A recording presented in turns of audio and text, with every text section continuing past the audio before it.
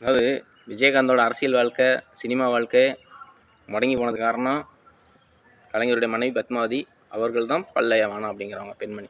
அதனால தான் இன்றைக்கி கலைஞருடைய பேரோ எம்ஜிஆருடைய பேரோ அரசியலில் நினச்சி நிற்கிறதுக்கு காரணம், விஜயகாந்த் அவர்கள் குடும்பத்துக்கு பிரச்சனைகள் வர்றதுக்கு காரணம் இன்னும் அவங்கெல்லாம் வந்து விஜயகாந்தை வந்து கருப்பு எம்ஜிஆர் கலியுககர்ணன் அப்படிங்கிற மாதிரிலாம் இன்னும் புகழ்ந்து அப்படியே பேசுகிறதுனால பல்வேறு பிரச்சனை நீங்கள் எதுவும் மக்களுக்கு பண்ணாமல் இன்னும் அவர் பேரே சொல்லிக்கிட்டு இதே மாதிரி பண்ணிக்கிட்டு இருக்கீங்க அப்படிங்கிற மாதிரியெல்லாம் வந்துட்டு பல்வேறு பிரச்சனைகளை உருவாக்கி விட தான் செய்வாங்க.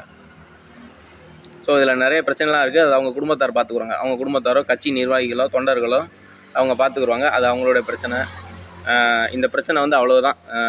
விஜயகாந்தோட பிரச்சனை வந்துட்டு இந்த பல்லையவனாங்கிறான்னு சொல்லக்கூடிய பத்மாவதி அவர்கள் தான். இவங்க வந்துட்டு ஒரு வெளிநாட்டு பெண் இந்தியாவுக்குள்ளார இப்போப்போ நிறைய இடங்கள்ல வந்து பிறந்து இருக்கிறாங்க.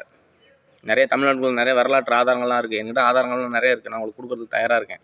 சாட்சி சொல்கிறதுக்கு தயாராக இருக்கேன். அதை வந்து தெரிஞ்சுக்கணும்.